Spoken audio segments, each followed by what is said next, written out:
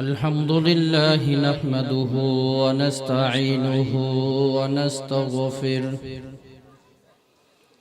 ونعوذ بالله من شرور أنفسنا من يهد الله فلا مضل له ومن يضلله فلا هادي له ونشهد أن لا إله إلا الله وحده لا شريك له ونشهد أن سيدنا ومولانا محمدا عبده ورسوله أرسله الله تعالى بالحق بشيرا ونذيرا وداعيا إلى الله بإذنه وسراجا منيرا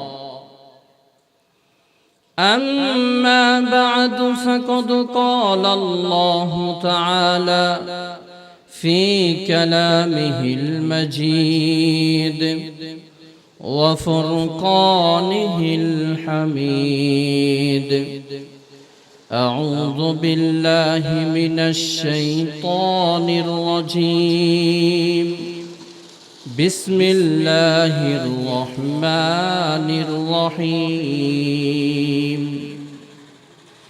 يا أيها الذين آمنوا قوا أنفسكم وأهليكم نارا وقال صاحب القرآن صلى الله عليه وسلم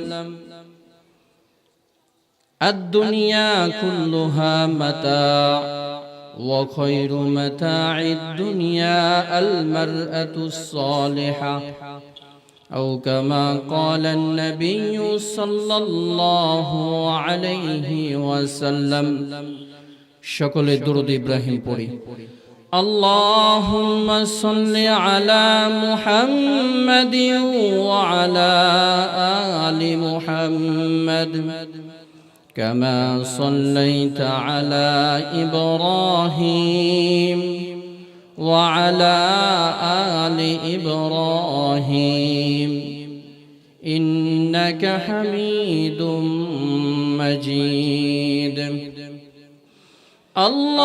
اللهم بارك على محمد وعلى آل محمد كما باركت على إبراهيم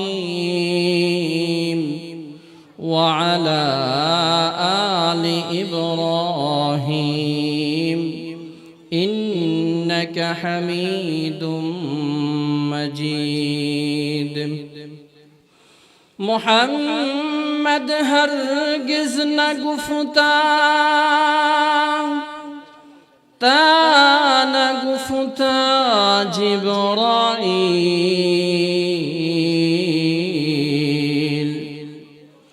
محمد هرگز نگفتا تا نگفتا جبرائیل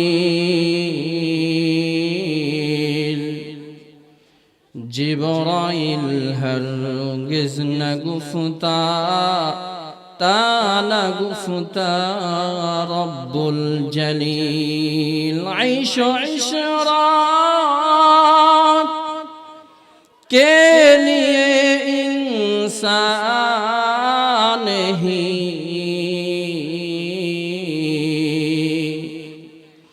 عیش و عشرات کے لیے انسان ہی یاد رکھ تو بندہ ہے مہمان ہی یاد رکھ تو بندہ ہے مہمان ہی لا الہ الا ইল্লাল্লাহ সকলেই পড়ি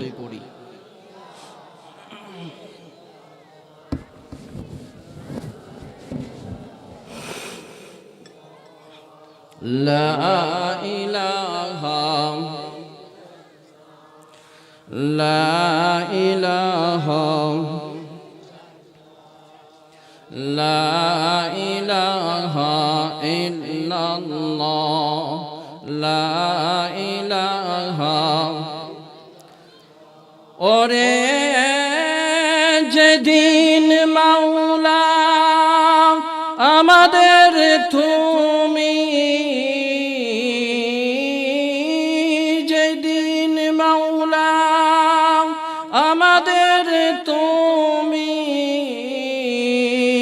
কবর দেশে ডাক দিবা ওই দিন মাওলা আমাদের মুখে জারি করে দিও কালেমা লা ইলাহা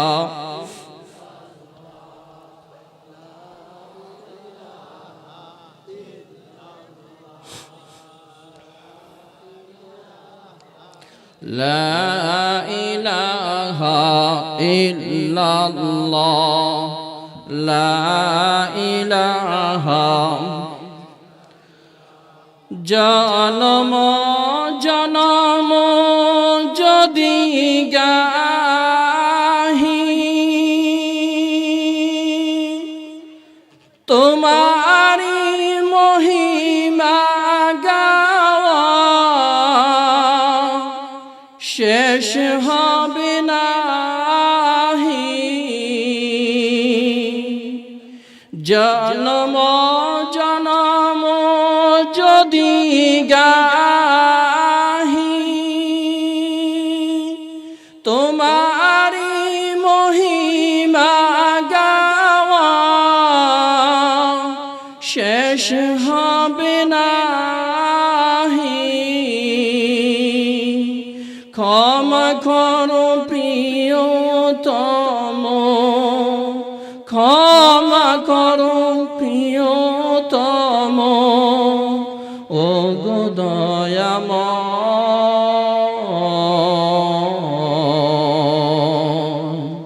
তুমি রহমান তুমি মেহেরবান অন্ধ গাহে না শুধু তোমারি গুণগান বুঝে বুঝে না তব শান তুমি রহমান তুমি মেহেরবান সকলে চিল্লায় বলি আল্লাহু আকবার আরো জোরে বলি আল্লাহু আকবার রবের প্রশংসা করে শেষ করা যাবে জোরে বলেন শেষ করা যাবে একেবারে হায়াতের শুরু থেকে শেষ পর্যন্ত মুহূর্ত পর্যন্ত যদি সেজদায় লুটায়া থেকেও রবের প্রশংসা করি শেষ করা যাবে সেই রবের দরবারে শুকরিয়া তান করি আলহামদুলিল্লাহ দক্ষিণ কলাকান্দা জমাদার বাড়ি বাইতুল মামুর জামে মসজিদ যুব সমাজ ও গ্রামবাসীর উদ্যোগে আয়োজিত প্রথম বার্ষিক ওয়াজ মাহফিলের সম্মানিত সভাপতি প্রধান অতিথি বিশেষ অতিথিবৃন্দ হযরত উলামায়ে কেরাম তোলাবায়ে ইলজাম দূর দূরান্ত থেকে আগত ইসলাম প্রিয় ধর্মপ্রিয় মুসলমান ভাই ও বন্ধুগণ সর্বোপরি শুকর সেই মহান রব্বুল আলামিনের দরবারে যে আল্লাহ সুবহানাহু ওয়া তাআলা আমাদেরকে শারীরিক সুস্থ রেখে জান্নাত দেওয়ার আশায় জান্নাতের বাগানের ভিতরে আসার বসার তৌফিক দান করেছেন এইজন্য সেই রবের দরবারে উঁচু সুরে এক আওয়াজে এক বাক্যে অন্তরের অন্তর থেকে সকলেই কালিমাতুশ শুকর আদায় করি পড়ি আলহামদুলিল্লাহ মুহতারাম হাজিরিন মাগরিবের আসরের পর থেকে মাগরিবের আগে থেকেই বিভিন্ন উলামায়ে কেরামের জবান থেকে বিভিন্ন আলোচনা শুনেছেন আমি আপনাদের সামনে কোরআনের অসংখ্য আয়াত থেকে ছোট্ট একখানা আয়াত পড়েছি। রাসূল আরবি সাল্লাল্লাহু আলাইহি ওয়াসাল্লামের অসংখ্য হাদিস থেকে ছোট্ট একটি হাদিস পড়েছি। এই আয়াত এবং হাদিসের উপর ভিত্তি করে কিছু কথা বলার চেষ্টা করব। তবে কি বিষয়ের উপর আলোচনা করব, এই বিষয়টা যদি জানা থাকে তাহলে আলোচনার সাথে মিলাতে সহজ হবে, বুঝতে সহজ হবে, ঠিক কিনা বলেন? এই জন্য সেই বিষয়টা হচ্ছে, দুনিয়ার জমিনে বিভিন্ন মাহফিল হচ্ছে, মসজিদে ওলামায়ে কেরাম জুমার খুতবার মাধ্যমে মা বাবার হকের কথা আলোচনা করেন। মায়ের হক কি, বাবার হক কি, সন্তানের কাছ থেকে মা কি হক পাবে, বাবা কি হক পাবে, এই আলোচনা সমস্ত ওলামায়ে কেরাম বিভিন্ন মাহফিলে এবং ইসলাহি মাহফিলে আপনার মসজিদে খুতবার ভিতরে অনেক আলোচনা করেন, শুনি। তো আমি আজকে আপনাদের সামনে স্বল্প সময়ের ভিতরে একটা বিষয় নিয়ে আলোচনা করব, যেতটুকু সম্ভব হয়। সে বিষয়টা হচ্ছে মা বাবার কাছ থেকে সন্তান কি পায়। মায়ের আলোচনা, মা বাবার কাছ থেকে সন্তান কি পায়, সন্তানের হক কি, এই বিষয়ে সংক্ষেপে কিছু কথা বলব। তবে আপনারা যারা আমার সামনে আছেন, যদি আপনারা আমাকে উৎসাহ না দেন আমার জবান থেকে কথা আসবে না। আপনারা তো সকলেই দৌড় খেলা দেখেছেন না? দৌড়াতে দেখেছেন না? তো দৌড় খেলা যদি কেউ দেয় আর হাত যদি পিছনে তার বেঁধে রাখে, দুইজনকে রাখলো, একজনের হাত পিছনে বেঁধে রেখেছে, আরেকজনের হাত ছেড়ে বলেছে দৌড়ায় যাও 400 মিটার, তাহলে আগে পৌঁছাতে পারবে কে? যার হাত ছাড়া সে। কেন? কারণ দৌড়াই তো পায়ে, কিন্তু যিনি দৌড়ায় ওনার সাথে হাতটাও এমন করে, এরকম করে না? হাতে বুঝায়, দোস্ত তুমি দৌড়াও, আমি তোমার সাথে আছি, মানে কি উৎসাহ দেয়। দোস্ত তুমি যাও, আমি তোমার সাথে আছি, এই উৎসাহ যখন দেয় তখন তার পায়ের স্পিড দ্বিগুণ বেড়ে যায়, যার কারণে সে ফাস্ট হতে পারে এবং তার উৎসাহের কারণে তার মনোবল বেড়ে যায়। আর যদি পিছনে হাত বেঁধে রেখে তাকে ছেড়ে দেওয়া হয়, সে একটু সামনে গেলেই পাকায়া ঘুরায় পুরায় চিত্তায় পড়ে যায়, অ্যাক্সিডেন্টের ভয় বেশি। এজন্য আপনারা যারা আমার সামনে আছেন, আপনারা যদি আমাকে উৎসাহ না দেন আমার জবান থেকে কথা আসবে না। এজন্য আপনারা আমাকে উৎসাহ দিবেন তো ইনশাআল্লাহ। উৎসাহ কেমনে দিবেন? ওইখানে বসে বসে বলবেন, মুখে কোনো কথা বলবেন না। উৎসাহ হচ্ছে কথাটা মনোযোগ সহকারে শুনবেন এবং যে কথাগুলো বলা হবে ওইটার প্রতি উত্তর জিজ্ঞাসা করলে প্রতি উত্তর দিবেন, ইনশাআল্লাহ দিবেন তো? আল্লাহ আমাদের সকলকে তৌফিক দান করেন, সকলে বলে আমিন। মুহতারাম হাজিরিন, আল্লাহ তাআলা আমাদেরকে এই যে মাহফিলের প্যান্ডেলের ভিতরে আসার তৌফিক দান করেছেন, এটা বড় একটা নিয়ামত, বড় একটা নিয়ামত। আর নিয়ামতের শুকর আদায় করলে রব্বে কারিম বলেন যে নিয়ামত পাওয়ার পর বান্দা নিয়ামতের শুকর আদায় করবে, আমি রব তার ওই নিয়ামতটাকে বাড়ায় দিব। জোরে বলেন সুবহানাল্লাহ। আল্লাহ সুবহানাহু ওয়া তাআলা কালামে হাকিমের ভিতরে ইরশাদ করেন, লা ইন শাকারতুম লা আযীদান্নাকুম ওয়া লা ইন কাফারতুম ইন্না আযাবি লাশাদীদ। শুকরে নিয়ামত, নিয়ামতত আফজু কুলাম, শুকরে নিয়ামত, নিয়ামতত আফজু কুলাম, কুফরে নিয়ামত, নিয়ামতত বীরকুনাম।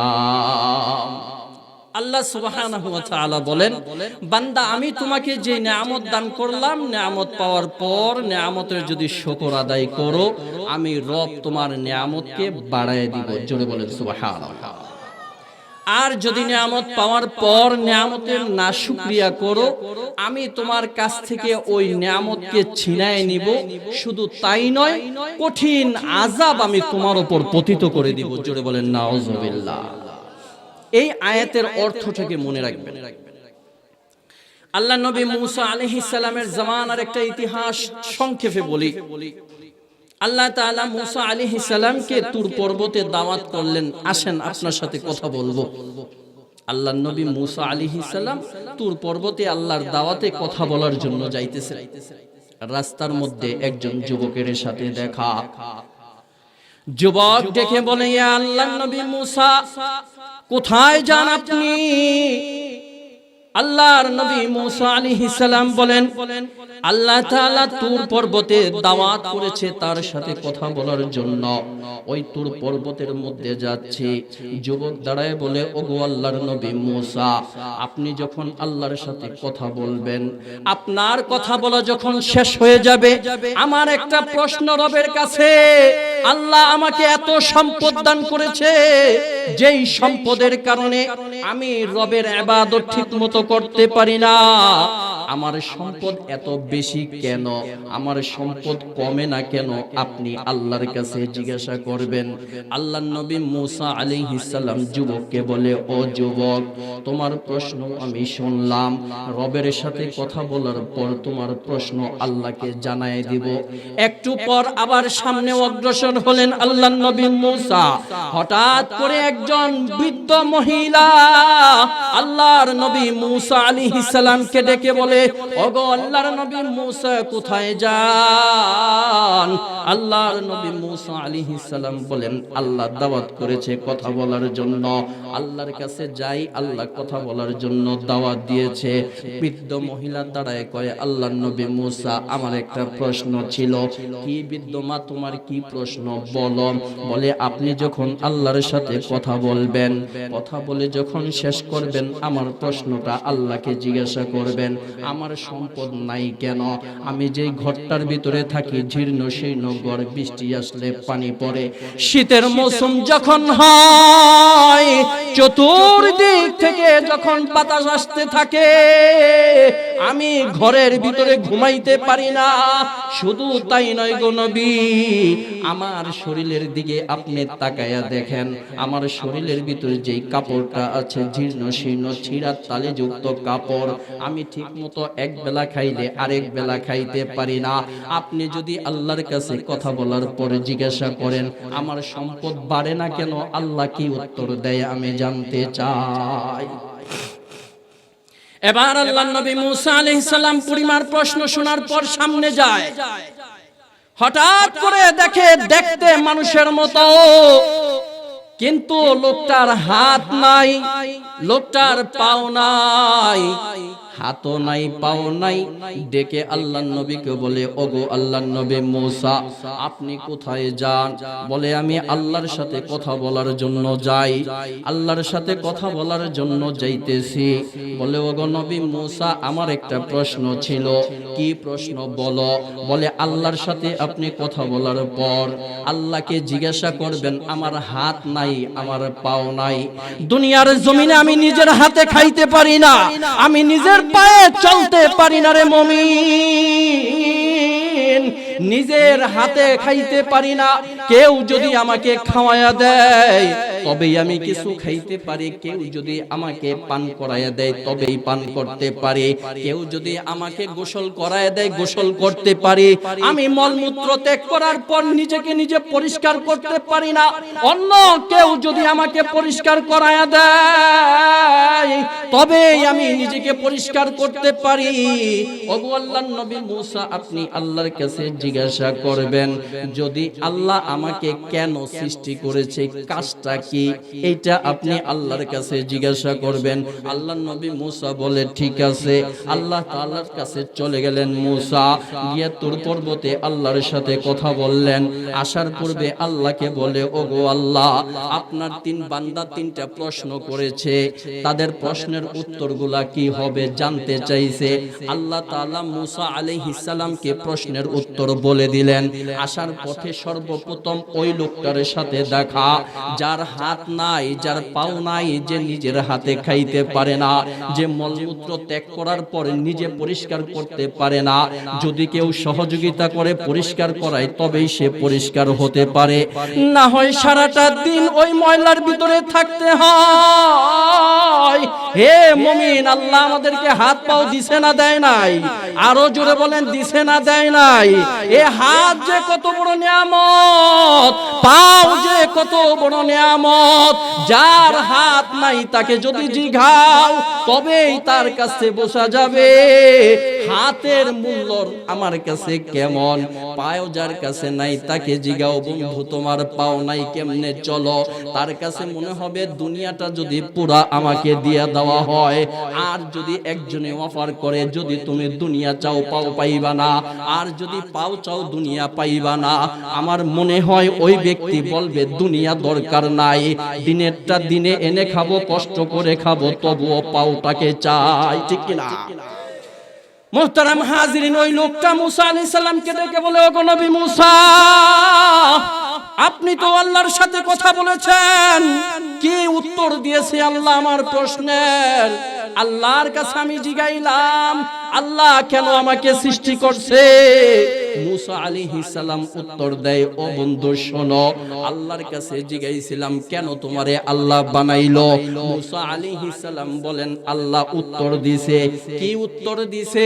বলে আল্লাহ উত্তর দিছে জাহান্নামের ভিতরে নাকি ছোট একটা ছিদ্র আছে, ওই ছিদ্রটা বন্ধ করার জন্য যেই পরিমাণ মালের দরকার, যেই পরিমাণ জিনিসের প্রয়োজন, আল্লাহ তাআলা ওই পরিমাণ জিনিস দিয়া আল্লাহ তোমারে বানাইছে। জাহান্নামের ওই ছিদ্রটাকে বন্ধ করার জন্য আল্লাহ তোমারে বানাইছে। ওই ব্যক্তি কথা শোনার সঙ্গে সঙ্গে রবের দরবারে শুকরিয়া আদায় করেছে, আলহামদুলিল্লাহ, আলহামদুলিল্লাহি রাব্বিল আলামিন। সঙ্গে সঙ্গে শুকরিয়া আদায়ের সাথে সাথে কুদরতি ভাবে আল্লাহ তাআলা ওই লোকটার হাত পাও পরিপূর্ণ সুস্থ মানুষের মতো সুস্থ করে দিয়েছে। এবার মুসা আলাইহিস সালাম জিগায়, এ বন্ধু তোমার হাত ছিল না, তোমার পাও ছিল না, আল্লাহকে জিগাইলাম কেন তোমারে বানাইছে? তখন আল্লাহ বলেছে জান্নাতের কোনো কিছুর জন্য তোমারে বানায় নাই। কেন বানাইছে? বলে জাহান্নামের ছিদ্র বন্ধ করার জন্য বানাইছে। তারপরেও তুমি কেন শুকরিয়া আদায় করলা? ওই বন্ধু ডেকে বলে, ওগো নবী মুসা, আমি এই জন্য শুকরিয়া আদায় করেছি যে দুনিয়ার জমিনে জাহান্নামের ছিদ্র বন্ধ করার জন্য আল্লাহ তাআলা দুনিয়ার সব কিছুর মালিক, আসমানের মালিক আল্লাহ, জমিনের মালিক আল্লাহ, পাহাড়ের মালিক আল্লাহ, পর্বতের মালিক আল্লাহ। সেই রব জাহান্নামের ছিদ্র বন্ধ করার জন্য কোনো পাথরকে বানায় নাই। ওই রব, যেই রব জাহান্নামের ছিদ্রকে বন্ধ করার জন্য কোনো পাহাড় ব্যবহার করে নাই, ওই রব, যেই রব জাহান্নামের ছিদ্র বন্ধ করার জন্য যা চাইতো সব নিতে পারত, ওই আল্লাহ কোনো কিছুকে না নিয়া আমার মতো নগণ্য বান্দাকে আল্লাহ পছন্দ করছে। আমার মতো সামান্য ছোট মানুষকে আল্লাহ মনে রাখছে। আল্লাহ বলেছে এই ছোট বান্দাটা, যার হাত আমি আল্লাহ দেই নাই, যার পাও আমি আল্লাহ দেই নাই, ওই হাত আর পাও ছাড়া মানুষটাকে আমি আল্লাহ মনে রেখেছি এবং আমার নিজ হাতে তারে জাহান্নামের ছিদ্র বন্ধ করার জন্য বানাইছি। এই জন্য আল্লাহ যে আমাকে স্মরণ রেখেছে, এই জন্য আমি রবের শুকরিয়া আদায় করেছি, আলহামদুলিল্লাহ। এই জন্য আমি রবের শুকরিয়া আদায় করেছি, আলহামদুলিল্লাহ। আল্লাহ বলেন লাইন শাকারতুম, যদি শুকরিয়া আদায় করো, লা আযীদান্নাকুম, আমি তোমার নিয়ামতকে বাড়ায়া দিব। আল্লাহর শুকরিয়া আদায় করছে, বান্দার নিয়ামত আল্লাহ বাড়ায়া দিছে না দেয় নাই? আরো জোরে বলেন দিছে না দেয় নাই? হাত পায়ের মালিক কে? আরো জোরে বলেন কে? পায়ের মালিক কে? শরীরের মালিক কে? ওই রব সাথে সাথে বান্দার হাত পাও সুস্থ করে দিছে। আল্লাহর নবী মুসা আলাইহিস সালাম সামনে অগ্রসর হয়, ওই বুড়িমার সাথে দেখা। যেই বুড়িমা বলেছে আমার ঘর নাই, বৃষ্টি আসলে পানিতে সব ভিজে যায়, বৃষ্টি আসলে ঘরের ভিতরে ঘুমাইতে পারি না, সম্পদের অভাবে এক বেলা খাইতে পারি, আরেক বেলা খাইতে পারি না। ওই বৃদ্ধ মহিলা আল্লাহর নবী মূসাকে ডেকে বলে, ওগো নবী মূসা, আপনি আপনার কাছে যে প্রশ্ন করেছিলাম আপনি কি আল্লাহর কাছে জিগাইছেন কিনা? আল্লাহর নবী মূসা আলাইহিস সালাম বলেন, হ্যাঁ বুড়িমা, আমি তোমার প্রশ্ন আল্লাহর কাছে করেছি। তোমার সম্পদ বাড়ে না কেন? আল্লাহ বলেছেন তোমাকে বেশি বেশি শুকরিয়া আদায় করার জন্য। বুড়িমা কথা শুনে চেতে গেছে, আল্লাহর কোনো কাম নাই, এমনি এক বেলা খাইতে পারি, আরেক বেলা খাইতে পারি না, আল্লাহ আমারই চোখে দেখলো, আর কেউ দেখলো না। বুড়িমা চেতে গেছে, খেপা গেছে, এক বেলা খাইতে পারি না, আমার কিসের শুকরিয়া? যাদের অনেক সম্পদ আছে তারা না শুকরিয়া আদায় করবে? আমি এক বেলা খাইতে পাই, আরেক বেলা খাইতে পাই না, তাহলে কিভাবে আমি শুকরিয়া আদায় করব? চেতে গেছে। উল্টা রাগ যখন হয়ে গেছে, রব সে তার রাগটাকে পছন্দ করে নাই। আল্লাহ তাআলার সঙ্গে সঙ্গে আল্লাহ তাআলার আদেশে একটা হাওয়া বাতাস জ্বর আসছে। ওই বাতাসের সাথে সাথে বুড়িমার যেই ভাঙ্গা ঘরটা ছিল ওই ঘরটাকেও উড়াইয়া নিয়ে গেছে। শুধু তাই নয় রে মুমিন, ঘরটাকেই আল্লাহ উড়ায় নাই, ওই বাতাসের সাথে সাথে মহিলার পরনে যে জোড়া তালিওয়ালা কাপড়টাও ছিল ওই কাপড়টাও সাথে সাথে উড়াইয়া লয়ে গেছে। এই জন্যই আল্লাহ বলেছেন, লা ইন শাকারতুম লা আযীদান্নাকুম, যদি নিয়ামতের শুকর করো বান্দা বাড়াবো, ওয়ালা ইন কাফারতুম, যদি শুকরিয়া আদায় না করো তোমার ঘর যেটা ছিল এটাকেও উড়াইয়া নিয়ে যাবে। আল্লাহর নবী মূসা কথা বলে শেষ করার পর সামনে অগ্রসর হয়, ওই যুবকের সাথে দেখা। যুবক ডেকে বলে, ওগো আল্লাহর নবী মূসা, আমি আপনার কাছে জিগাইলাম, আল্লাহর কাছে জিজ্ঞাসা করবেন আমার সম্পদ বাড়ে কেন, কমে না কেন?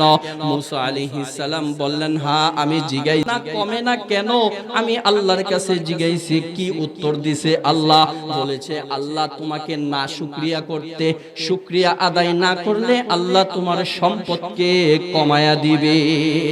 যুবক কথা শোনার সঙ্গে সঙ্গে কসম করে বলে, ওই রবের কসম, দুনিয়ার জমিনে সবাই সম্পদ বাড়াইতে চায়, কেউ সম্পদ কমাইতে চায় না। আমি ওই সত্তার কসম করে বলছি, সম্পদ যতই বাড়ুক না কেন, সম্পদ যতই বাড়ুক না কেন, আমি কোনদিন ওই রবের নাফরমানি করতে পারবো না। মুহতারাম হাজিরিন, এই জন্য রব আমাদেরকে কত নিয়ামত শরীরের ভিতরে দান করেছে। এই নিয়ামতের ভিতরে অন্যতম একটা নিয়ামত হলো সন্তান। যেই মায়ের ঘরে সন্তান নাই, মাকে জিগাও, ও মা তোমার ঘরে সন্তান নাই, একটা ছেলে নাই, একটা মেয়ে নাই, তোমার ঘরে সন্তান নাই, তোমার মনের অবস্থান কি?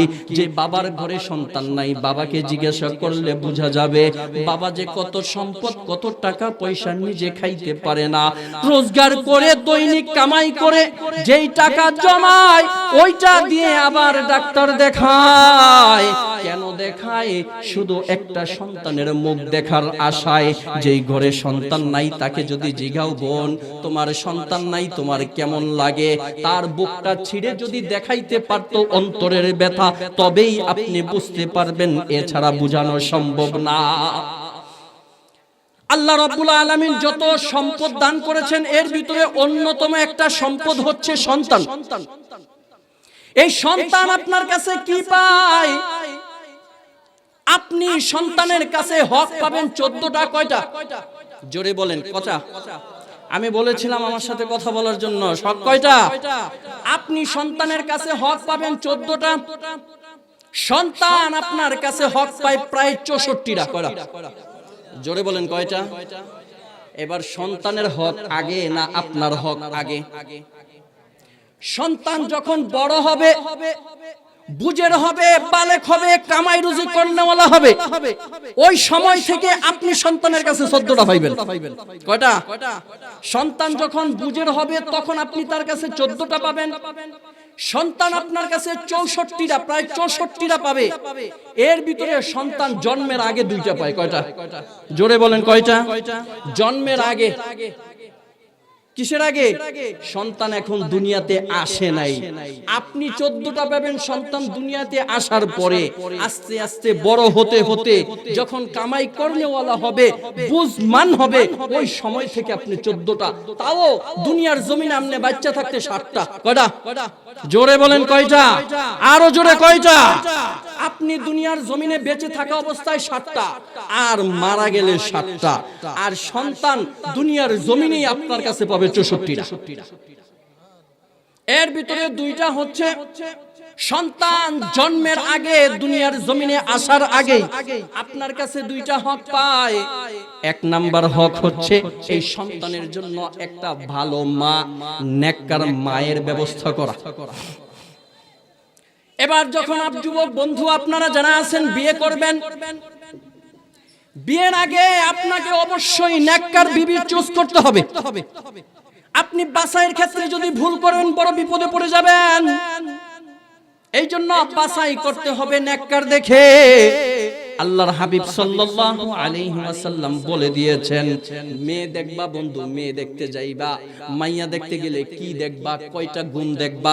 আল্লাহর হাবিব বলে দিয়েছেন, তুনকাহুল মারআতু লিআরবা, 4টা গুণ দেইখা মেয়ে বিবাহ করো, মাইয়া চুজ করো, পছন্দ করো। কয় গুণ?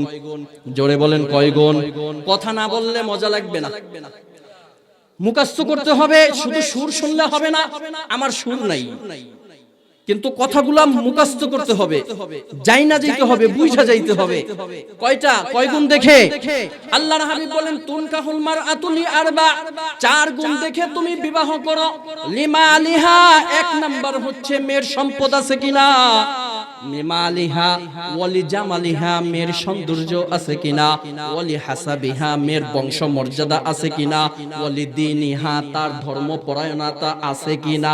এই 4 গুণ দেখে তুমি বিবাহ করো। কাহারো যদি সম্পদ কম থাকে একটু ছাড় দাও, কাহারো যদি বংশ মর্যাদা কম থাকে একটু ছাড় দাও, কাহারো যদি সৌন্দর্যতা একটু কম থাকে তবে তুমি ছাড় দিতে পারো।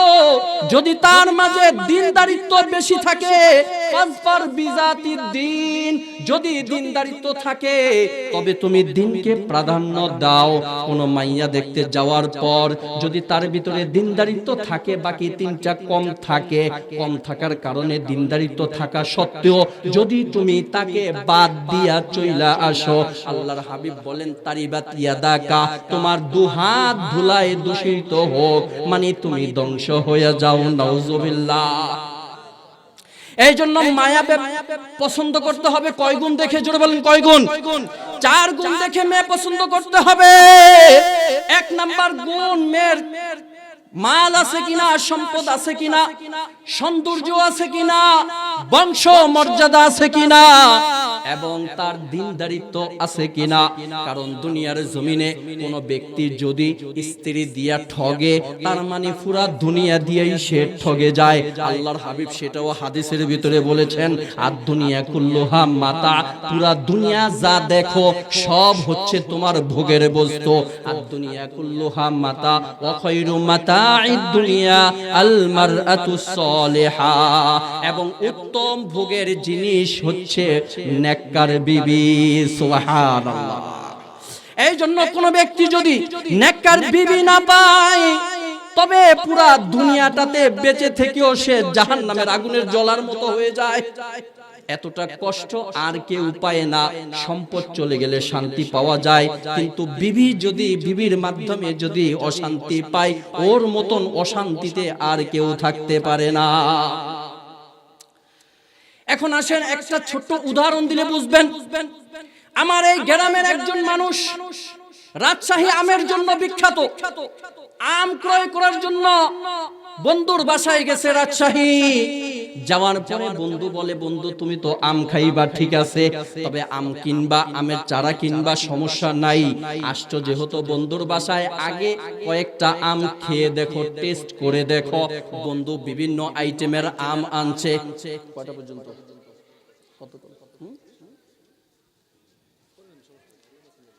আচ্ছা, আসো। বন্ধু অনেক আইটেমের আম নিয়ে আসছে। ফজলি আম, ল্যাংড়া আম, ট্যাংরা আম, ঢ্যাংরা আম, যত আম আছে বিভিন্ন আম কাইটা কাইটা বন্ধুর কাছে নিয়ে আসছে। কারণ বন্ধুর বাড়ি হচ্ছে চাঁদপুর মতলবে। নেতার এলাকার মানুষ সবাই নেতা, কারো ক্ষমতা কোনো দিক দিয়ে কম নাই। যদিও সে নাম লিখতে পারে না, যদিও সে লঙ্গি ঠিক মতো পড়তে পারে না, ওর কথা শুনলে মনে হয় এই এলাকাটাই ওর কি না। এত দাফটও দেখায়, কথা বলে, ও লঙ্গি ঠিক মতো পড়তে পারে না, ও কলম দিয়ে ওর নাম লিখতে পারে না, ও ক্ষমতা দেখায়, ও মনে করে এই এলাকাটা পুরোটা ওর। এতটা দাফট দেখায় কথা কয়। এটার কারণ কি? কারণ হচ্ছে আপনি আপনার সন্তানের হক আদায় করেন নাই। যদি হকগুলো আদায় করতেন, সন্তান বখাটে হয় না, সন্তান বেহায়া হবে না। ওই বন্ধুর কাছে গেছে, বন্ধু আম কাইটা দিছে, বিভিন্ন ধরনের আম, বিভিন্ন আম একটু একটু করে বন্ধু খাইতেছে আর টেস্ট পাইতেছে আর মজার কথা বলতেছে। সর্বশেষ একটা আম বন্ধু দিছে, ও বন্ধু শোনো, তুমি সেই সুদূর চাঁদপুর মতলব থেকে আসছো, তুমি কত কিছু আম খাইছো, কিন্তু আমার পছন্দের একটা আম খাও। কি আম দিলা? আমটা দেখতে বড়ই সুন্দর, কাটছে ভিতরে বড়ই সুন্দর, মিষ্টি এবং লাল। মুখে যখন দিছে শান্তি পায়া গেছে, এত শান্তি আর কোন আমে পায় নাই। আম খাওয়ার পরে বন্ধুকে বলে ফেললো, বন্ধু সেই সুদূর মতলব চাঁদপুর মতলব থেকে আসছি, প্রত্যেক বছর তোমার কাছে আম খাইতে আসার সুযোগ আমার নাও হতে পারে, তবে আমি যেহেতু এইবার আসছি, তুমি যেহেতু আমের ব্যাপারে অভিজ্ঞ, তোমার নার্সারি থেকে আমাকে কয়েকটা আমের চারা দিয়া দাও। আমি এই চারা নিয়ে আমার এলাকায় লাগাবো। আমার বন বিভাগের স্যারের সাথে ভালো সম্পর্ক, তার মাধ্যমে আমি আমের গাছের পরিচর্যা করব। পরিচর্যা করার পরে সেটা থেকে আম ধরবে, আমি সেই মতলবে বসে বসেই আম খাইতে পারবো, আর রাজশাহীতে আসা লাগবে না। এবার বন্ধু বলল, ঠিক আছে চলো, আম খাইছো, এবার আমের বাগানে যাই। গাড়ি নিয়ে গেছে, আমের নার্সারি বাগানে গেছে। বাগানে গিয়া বন্ধু নিজের পছন্দ অনুযায়ী চারা গাছ গাড়ির ভিতরে উঠাইতেছে। নিজের ইচ্ছা মতো যেই গাছটা দেখতে সুন্দর ওইরকম গাছগুলো সব উঠাইছে গাড়িতে। এবার ওই বাগানের মালিক বলতেছে, দোস্ত তোমার পছন্দ অনুযায়ী তো সব নিছো, আমি বাগানের মালিক, আমি যে একটা গাছ তোমাকে পছন্দ করে দেই, এই গাছটা তুমি নিয়ে যাও। ঠিক আছে বন্ধু, তুমি দাও। বন্ধু পছন্দ করে একটা গাছ আনছে চিপা থেকে। গাছটা দেখতে সুন্দর দেখা যায় না, পাতাগুলা বড়ুল্লা বুঝুন তো, মানে ছোট ছোট পাতা, দেখতে অত সুন্দর দেখা যায় না। গাছটা পছন্দ হয় নাই বন্ধুর মতলবের বন্ধু বলে কথা, উন্নত এলাকার মানুষ বলে কথা, তার এই ছোট গাছ আর কুকড়ানো পাতা তার পছন্দ না। এই জন্য বন্ধুকে বলেন, না দোস্ত না, আমি তোমার এই গাছটাকে নিব না। কেন নিবা না? দেখতে ভালো দেখা যায় না। বন্ধু বারবার বলে, তুমি নাও, এটাই ভালো হবে। বলে, না নিব না, আমার বন বিভাগের স্যারের সাথে ভালো সম্পর্ক, তার মাধ্যমে যদি আমি গাছের পরিচর্যা করাই ভালো ফল আসবে। যাই হোক, সংক্ষেপ করতেছি, বন্ধু চারা নিয়ে চলে আসছে মতলবের মাটিতে। বন বিভাগের স্যারের বাড়িতে নিয়ে আসছে, সম্পর্ক ভালো। সার আইসা গাছকে ভালোভাবে সার দিছে, ওষুধ দিছে, যখন যা দেয়া দরকার দেয়। কিছুদিন পর পর সার আইসা গাছটাকে দেখা যায়, পরিচর্যায় কোনো ঘাটতি নাই। 1 মাস 2 মাস করে একটা করে দুইটা করে আস্তে আস্তে আমের সিজন চলে আসলো। গাছের ভিতরে বকুল ধরলো, মুকুল ধরলো, ফল আসলো। আস্তে আস্তে করে আম বড় হলো, পাকলো। এবার খাওয়ার সময় এসেছে। দীর্ঘ সময় প্রতীক্ষার পরে আম খাওয়ার সময় যখন এসে গেল, এবার বাড়ির মানুষদেরকে ডাকলো, আসো আসো আসো, এত প্রতীক্ষার পর আজকে ফল আসছে, আমরা সকলে একসাথে বসে এই গাছের প্রথম ফল খাবো। সবাইকে নিয়ে যখন আমের বাগানের পাশেই বসে গেছে, গাছ থেকে সর্বপ্রথম আম ছিঁড়াছে। আম ছিঁড়াই না, কাটছে, দেখতে সুন্দর, গাছের আমও সুন্দর, দেখতেও সুন্দর, কিন্তু যখন মুখে দিছে চোখটা বন্ধ কইরা জিহ্বায় কামড় রইছে। টক জিনিস খাইলে কেমন লাগে? টক মুখে দিলে চোখ খোলে না বন্ধ হয়? জোরে বলেন, খোলে না বন্ধ হয়? ওই যখন মুখে দিছে এমন টক যেটাকে মুখে দেওয়ার মতো না। ওই বেটা যে আমের চারা এখানে লাগাইছে, পরিচর্যায় কোনো সমস্যা হয় নাই। বরং পিএইচডি করনেওয়ালা মানুষের হাতে সার দেওয়াইছে। দামি মানুষ যিনি গাছের ব্যাপারে অভিজ্ঞ, তার মাধ্যমে সবকিছু করছে, কিন্তু তারপরেও এই ফলের ভিতরে শান্তি পাওয়া যায় নাই। দেখতে সুন্দর, ভিতরটা কিন্তু ভালো না। আপনি যদি এটা কিন্তু পরিচর্যার কোনো দোষ না, বা সার দেওয়ার কোনো সমস্যা না। সমস্যা হয়েছে কোথায়? বলে আপনি যেই গাছটাকে চুজ করেছেন, গাছটাকে বাছাই করেছেন, গাছটাকে পছন্দ করেছেন, ওইখানেই হলো আপনার সমস্যা। আপনি যদি পছন্দ করার ক্ষেত্রে ভালো একটা গাছ পছন্দ করতেন, দিনদারিত্ব যদি পছন্দ করতেন, আপনার বিবি যদি দিনদার হয়, তবে আপনার ঘরে শান্তি হবে। তার গর্ভ থেকে যেই সন্তানটা আসবে, ওই সন্তানটাও দিনদার এবং আদর্শ সন্তান হবে। ওই সন্তানটাও আদর্শ সন্তান হবে। 2 নাম্বার হচ্ছে সন্তান জন্মের আগে আপনার কাছে 2 নাম্বার হক পায়। এবার আপনি বাছাই করে বিয়ে শাদী করলেন, দিনদারিত্ব দেখলেন, সব দেখলেন, বিয়ে শাদীও করলেন, নিয়ে আসলেন বিবিরে ঘরে। ঘরে আনার পরে মিলন হবে না? মিলনের আগে একটা দোয়া আছে, এই দোয়াটা সন্তান পাও না, আল্লাহুম্মা জান্নিবনা শাইতান ওয়া জান্নিবিশ শাইতানি মা রাযাকতানা। মিলনের আগে দোয়া পড়তে হবে। যদি হাদিস শরীফের ভিতরে আসছে, কোন ব্যক্তি দোয়া পড়ার পর এই মিলনের মাধ্যমে যদি সন্তান আসে, আল্লাহর কসম করে বলা যায়, ওই সন্তানকে কোনোদিন বদ্দিন, বজ্জাত, বদশয়তান আসর করবে না। এই হচ্ছে দুইটা হক সন্তান জন্মের আগে পায়। 3 নাম্বার, দুনিয়াতে সন্তান এসে গেল, বিয়ে করলেন, মিলন করলেন, এবার সন্তান আসলো। সন্তান আসার সাথে সাথে সে একটা হক পায়, সেটা হচ্ছে তার কানে আজান এবং ইকামত শোনায়া দাও। কিন্তু আমাদের দেশের অবস্থান এমন, ভালো মানুষ সিজার করা লাগবেই, আর সিজারে যায় শান্তি। সিজার কইরা যখন নিয়ে আহে বাবুটারে, এ বাবুটার কানে তো আজান শোনার কথা। সর্বপ্রথম আল্লাহু আকবার, আল্লাহু আকবারের ধ্বনি শুনবে। আল্লাহ সবচেয়ে বড়, আল্লাহ সবচেয়ে বড়, এই ধ্বনি বাচ্চার কানে শোনাইতে হবে।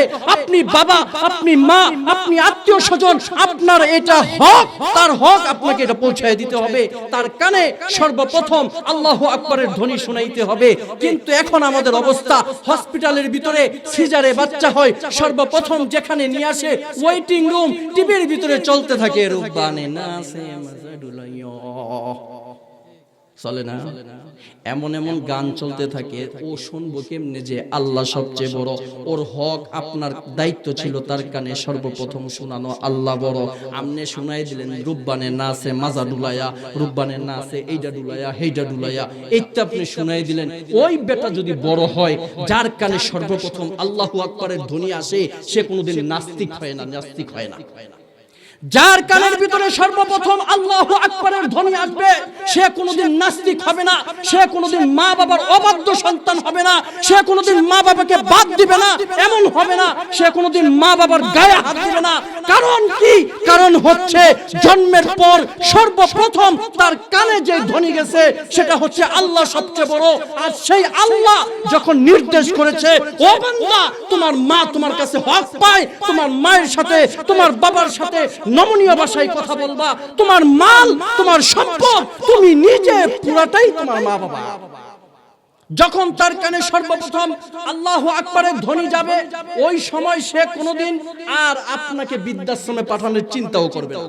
কিন্তু আপনি তো প্রথমেই শুনাই দিয়েছেন গান, প্রথমেই শুনাই দিয়েছেন নাচ, এই জন্য আপনার দায়িত্বটা আপনি পালন করেন নাই, তার হক তাকে বুঝায় দেন নাই, বিধায় সেই সন্তান বড় হওয়ার পর আপনাকে বৃদ্ধাশ্রমে পাঠায়।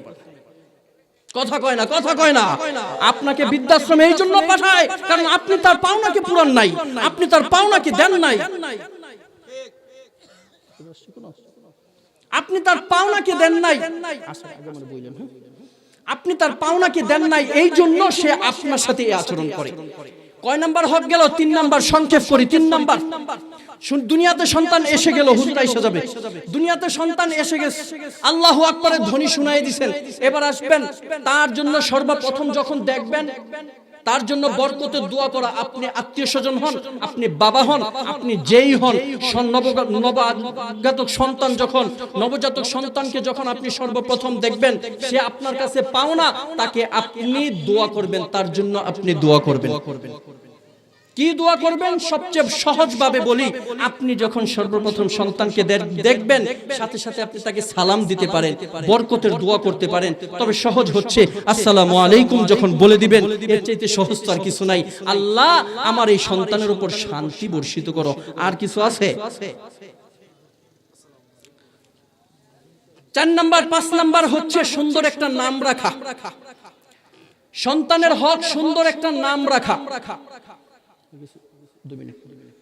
সন্তানের 5 নাম্বার হক কি?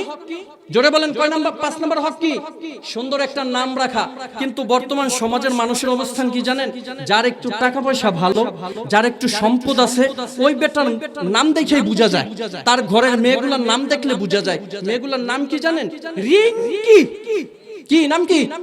রিঙ্কি, পিঙ্কি, চুমকি, ঝুমকি। এরপরে এই সন্তানটা, ওর সম্পদ আছে তো, এবারটার সম্পদ আছে না, বুঝাইতে হবে না? এই সেবাটার সম্পদ আছে, বুঝাইতে হবে। এই জন্য মেয়ের নামগুলা রিঙ্কি, পিঙ্কি, চুমকি, ঝুমকি। এরপরে নামগুলা রাখার পরে মেয়েটা বড় হয় না, তো এই মেয়েটা বাবার জন্য হয়ে যায় হুমকি। কিছুদিন পরে এই মেয়েটা বাবারে দেয় ধমকি। বুঝাইছে কথা? কখন আপনার সন্তান সম্পদ আছে, আপনি এমন নাম রাখছেন আপনার বড় লোক, কিন্তু নামটা রাখছেন রিঙ্কি, পিঙ্কি, যেটা মানুষের নাম হতে পারে না। অথচ কাজের বেটি যে কৃষি কাজ করে, যে মাইশের বাড়িতে কাজ করে, ওই বেটির মেয়ের নাম হচ্ছে আয়েশা, ওই বেটির মেয়ের নাম হচ্ছে ফাতেমা, ওই বেটির মেয়ের নাম জোহরা। এত সুন্দর সুন্দর নাম রাখে। আর আপনি বড় লোক হইছেন, আপনার মেয়ের নামটা রাখছেন রিঙ্কি, পিঙ্কি, চুমকি, ঝুমকি। এটা মুসলমানের নাম হতে পারে না, এটা তার হক। আপনি বাবা হয়ে, আপনি মা হয়ে তার হক নষ্ট করছেন। এই জন্য সন্তানের হক যখন আপনি আদায় করবেন, তখন সন্তান আপনার হকগুলো আদায় করবে। আপনি যখন সন্তানের হক আদায় করবেন, সন্তান কি করবে? আপনার হক আদায় করবে। এরকম ভাবে সন্তান আপনার কাছে প্রায় 64টা হক পায়। কয়টা হক? 64টা হক পায়। যদি একটা একটা করে বলতে শুরু করি, সারা রাতে শেষ হবে। যাই হোক, হযরত এসে গেছেন, ও হযরতকে সামনে রেখে বসে কথা বলার অধিকার আমি রাখি না। আল্লাহ তাআলা যে কথাগুলো বলা হয়েছে, আমাকে, আপনাদেরকে এবং যারা শুনেছি সকলকে আমল করার তৌফিক দান করেন। আমিন। ওয়া আখিরু দাওয়ানা আলহামদুলিল্লাহি রাব্বিল আলামিন।